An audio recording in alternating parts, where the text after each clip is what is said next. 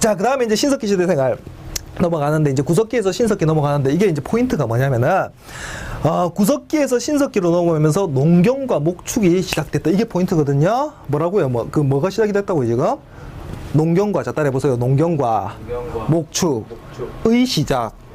이게 바로 이제 신석기 시대부터 시작이 된 거예요. 이걸 갖다가 전문용어로 우리가 신석기 혁명 혹은 농업혁명 이렇게 부르는 거거든요. 그러면 약 시기로는 이제 약 1만 년 전부터 신석기 시대가 시작이 된 것이고, 그 생활로 가보시면 도구인데, 선생님이 얘기했죠. 이제 신석기 시대 넘어가면은 사람들이 뭐 하기 시작하는 거라고요? 농사 짓고 막 이렇게 해야 되니까 농사 지을 수 있는 도구로 사용을 해야 되니까 돌로 된 도구로 사용을 해야 되잖아요. 그러니까 용도에 맞게끔 뭐 하기 시작했다고요? 뭐 하기 시작했다고? 갈기 시작했다. 이게 바로 간석기 아니겠습니까? 그래서 자, 간석기 사용을 했다. 요거고요. 그래서 간석기를 갖다가 농기구로 사용을 했다는 거죠. 농기구. 그래서 밑에 여러 가지 이제 간석기들이 쭉 나와 있는데 보세요. 이게 다 농기구들이거든요. 자, 이게 돌 보습입니다. 돌 갱은 기분 나쁘게 생겼나요? 자, 그래가지고 기분 나쁘게 생겼네요. 그래가지고 뭔 얘기인지 아시죠? 그래가지고 돌보수 돌갱인데, 그 다음에 이제 돌낫이고, 이게 낫이에요, 낫. 그 다음에 이게 갈판이고, 이게 갈돌이거든요. 그래서 갈판, 갈돌, 요거는요, 전부 다 용도에 맞게끔 돌을 갈아서 사용을 했다는 겁니다. 그래서 이런 걸 갖다가 우리가 바로 간석기 이렇게 부른다는 거 기억할 수 있겠죠. 요까지. 그래서 농기구였고요.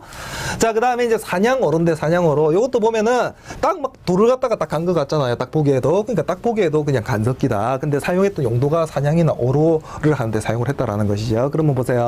이게 돌 도끼거든요. 사냥하는 데 당연히 사용을 했을 것이고. 자, 그 다음에 돌 화살촉, 이런 것도 이제 사용을 했고요. 그 다음에 묶음식 낚시니까 이건 오로 생활할 때, 물고기 잡을 때 이런 걸 사용을 했다는 거죠. 그래서 돌도끼, 돌화살촉, 묶음식 낚시, 이런 거 딱 기억해 주시고, 그 다음에 이제 톡인데 보세요. 구석기 시대 같은 경우는 농경과 목축이 시작되기 전이었잖아요. 그러면은 뭔가 생산이 돼가지고 곡물이 생산이 돼야 안 돼요.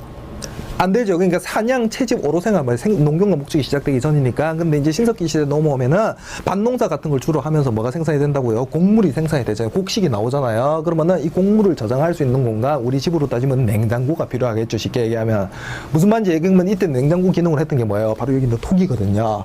땅 속에 묻어가지고 이 토기 같은 경우는 냉장고, 일종의 냉장고 역할을 감당을 했다고요. 그래서 곡식 저장하는 역할을 감당했던 토기가 등장하는 게 바로 신석기 시대부터다. 이렇게 다 기억을 하시면 돼요. 아시겠죠? 예, 대표적인 그러면 이때 신석기 시대 때 유행하던 무늬가 뭐 있었냐 많이 들어보셨을 건데, 빗살 무늬토기라고 혹시 들어보셨습니까? 빗살 무늬토기. 들으는 받겠죠. 설마 이제 처음 들어보면 처음 들어보는 대로 공부 열심히 하시면 돼요. 자, 그래서 자, 빗살 무늬 톡이고요. 그래서 톡이 자체에 뭐가 들어가 있다고요? 이렇게 빗살이 들어가 있다. 흐릿해서 잘 안 보일 수 있는데 그 교재 보면 아주 자세하게 나와 있습니다. 그래서 이게 빗살이 요렇게 들어가 있는 빗살 무늬 톡이가 유행을 했다라는 거예요. 그럼 여기다 뭘 저장을 했다고요? 곡식을 저장을 해서 보관을 했다. 그러면 요거 갖다 어디다 묻었겠어요? 땅 속에다 이렇게 묻었겠죠. 땅 속에다 묻었다. 이렇게 생각을 해주시면 되겠습니다. 그래서 빗살 무늬 토기까지 설명을 해드려 봤고요. 그러니까 구석기 시대 때 토기 들어가 있으면 된다, 안 된다? 그거는 틀린 그 선택지다. 그러니까 구석기 시대 때는 토기가 등장하기 전이라는 거야. 그 신석기 시대부터 토기가 등장을 했다. 요거 봐주시면 되겠습니다.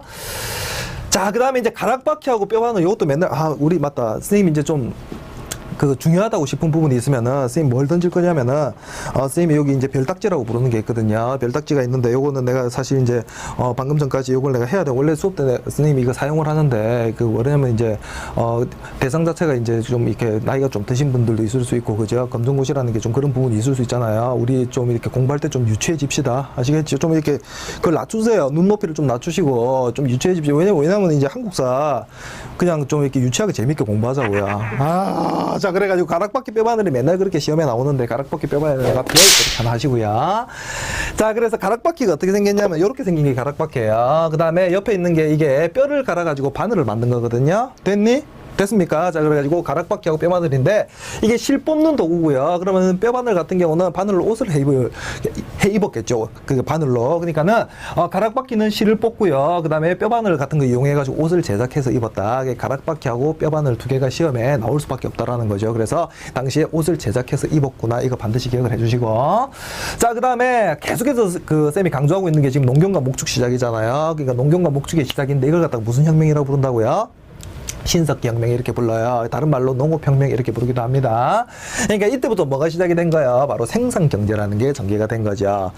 그 전에 경제를 뭐라고 부르냐면은 뭔가 인간이 생산을 해낸 게 아니고 자연 상태 그대로의 경제 생활을 했잖아요. 사냥, 채집, 어로 이런 거는 그냥 뭐라고 해야 됩니까? 자연 상태 있는 그대로를 갖다가 동물을 잡고 식물의 열매를 따먹고요. 그 다음에 물고기 잡으러 하고 이거는 자연 경제 이렇게 부르는 거거든요. 근데 농경과 목축이 시작이 되면서 이제 인간이 뭔가 농산물을 갖다가 생산해내기 시작하고요. 그죠? 가축을 기르기 시작하고 이렇게 되니까는 이런 걸 바로 생산 경제 이렇게 부릅니다. 그러면은 농경인데 그러면은 농경이 이제 시작이 된 건데 농경이 엄청 발달을 했다. 이런 표현이 맞을까요? 틀릴까요? 신석기 시대 때는 농경이 발달을 할 수는 없겠죠. 왜냐하면은 농경과 목축이 이제 같이 시작이 됐는데 어떻게 농경 발달이라는 표현을 쓰겠습니까? 그런 표현이 안 나온다고 여기서는. 그래서 조피 이런 거 아주 기본적인 밭농사 위주로 농사가 전개가 되었다. 이거 굉장히 중요한 포인트거든요. 그러면은 이거 왜 강조하냐면은 벼농사가 언제부터 벼농사가 되게 어려운 농사입니다.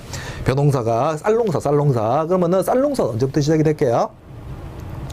그럼요. 모르시겠죠. 자, 그래서 벼농사, 쌀농사가 언제부터 시작이 되면은 청동기 시대부터 바로 벼농사, 쌀농사가 시작이 되는 것이고, 그 전까지만 해도 기본적인 아주 기초적인 밭농사 중심으로 해가지고, 농사가 이루어졌다. 이렇게 기억을 해 두시면 돼요. 주거 생활로 가보시면은, 그 쌤이 얘기했죠. 농경과 목축이 시작되다 보니까 뭐가 시작이 됐다고요?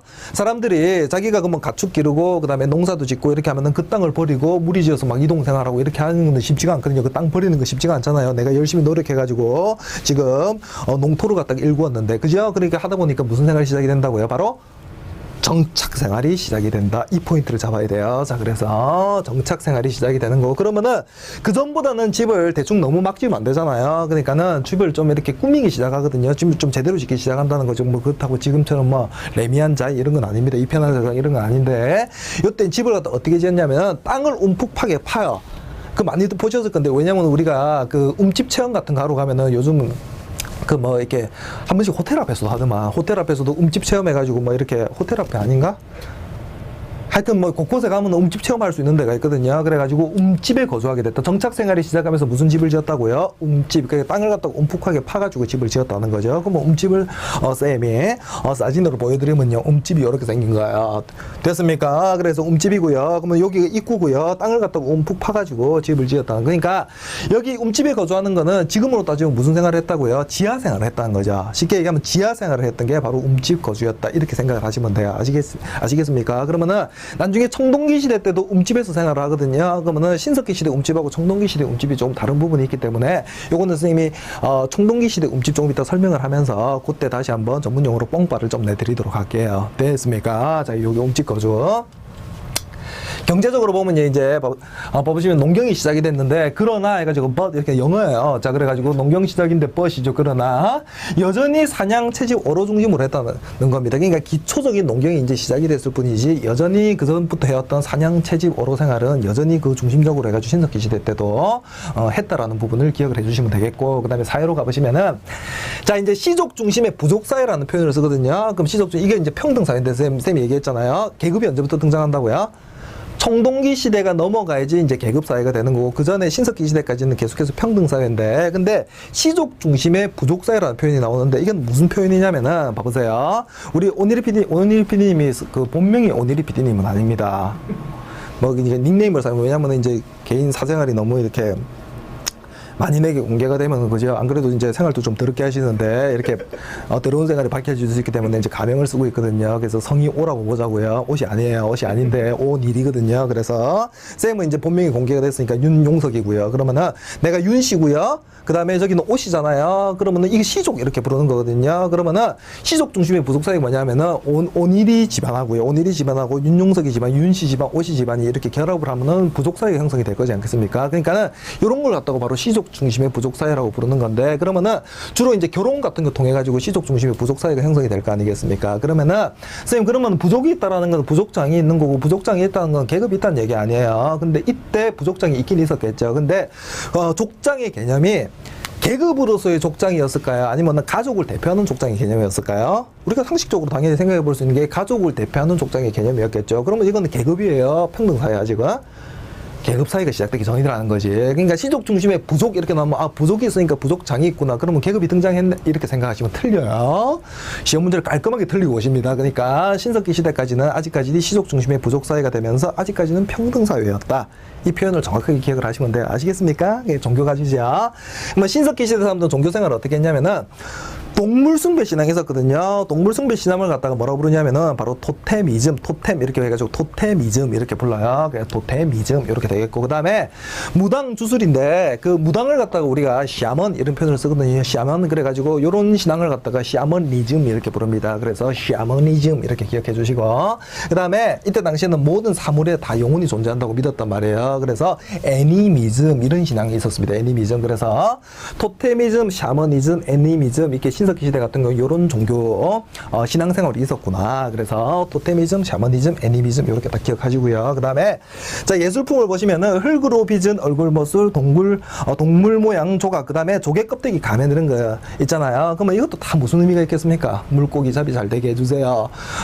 우리 사냥 나가가지고 우리가 동물 못 잡으면 이제 골 때리는데 이런 거 아니겠습니까? 그죠? 그러니까 이걸 갖다가 비나이다 이거 하는 거죠. 그러면 이걸 갖다가 우리가 뭐라고 부른다고요? 종교적 의미, 주술적 의미를 가지고 있다. 이런 표현을 쓴다고요. 그래서 주술적 의미를 가지고 있는 것이다. 이렇게 정리를 딱 해두시면 되겠습니다. 됐지요? 자, 그래서 예술까지 살펴보셨고요. 자, 우리나라 신석기는 그래서 BC 8000년경인데 선생님 그러면 만년 전하고 BC 8000년경은 상당히 다르네요. 똑같은 말이에요. 그게 똑같은 말입니다. 두 개가. BC 8000년경이 1만년 전을 얘기하는 거예요. 기원전, 기원 후 이런 건 아시죠? 혹시나 해서 물어보는데 잘 몰라? 기원전, 기원 후? 혹시 모르시는 제자님들 같은 경우는 이제 수험생들 같은 경우는 선생님 질문 좀 남겨주세요. 그래가지고 BC 8000년경이 만년 전인데 유적지인데 제주 환경고산리거든요. 이게 이제 가장 오래된 거라고 보시면 되겠습니다. 제주 환경고산리가 신석기 시대 유적지 중에서 제가 양양 오산리고요, 부산 동삼동이고요. 선생님 부산 출신, 약간 사투리 쓰잖아요. 그 부산 출신인데 선생님이 그 부산이네요. 자, 그래서 서울 암사동인데 서울 암사동. 그러면 신석기 시대 유적지를 보여드릴게요. 이것도 지도를 봐야 돼요. 지도를. 자, 보세요. 그러면 환경고산리 유적에 딱 보니까 제주 환경고산리죠. 가장 오래됐다면서요. 그래서 우리가 이제 신석기 유적지를 구별할 때 뭐냐면은 선생님이 그 옆에다 구석기 시대 유적지 딱 보여드리면 보세요. 여기 선생님 동굴 있다고 했죠. 동굴이 있으면 구석기 시대 유적지. 그 다음에 동굴 안 보이잖아요. 여기는. 근데 여기서도 어디를 보냐면 제주를 딱 보면은 환경이라고 해가지고 점이 하나 땅 찍혀 있잖아요. 그러면은 여기가 뭐라고요? 신석기 시대 유적지다. 이게 시험 문제 나올 때 어떻게 나오냐면은 신석기 시대 유적지 지도를 주고요. 구석기 시대 유적지 지도를 주고 난 다음에 신석기 시대 특징, 구석기 시대 특징 이렇게 묻는 문제가 많이 출제가 되는데 이 정도 되면은 이 정도 문제 수준이 이제 어떤 수준이냐면은 굉장히 고난도 문제입니다. 이 정도 그러니까 문제가 굉장히 쉽다니까. 나 좀 믿어주세요. 진짜 문제가 쉽다니까. 진짜 문제가 쉬워가지고 그냥 단순하게 구석기 시대, 신석기 시대 이렇게 나눠가지고 그냥 정리를 딱 해두잖아요. 그러면은 뭐라고 해야 됩니까? 틀릴 수가 없어요. 선생님 교환을 벗어나서 시험 문제가 나오는 부분에 대해서 내가 그런 부분이 있을 수 없다고 생각을 합니다. 그러니까는 어쨌든 교환을 잘 활용하시고 이렇게 해주시면 되겠 아시겠죠? 그래서 신석기 시대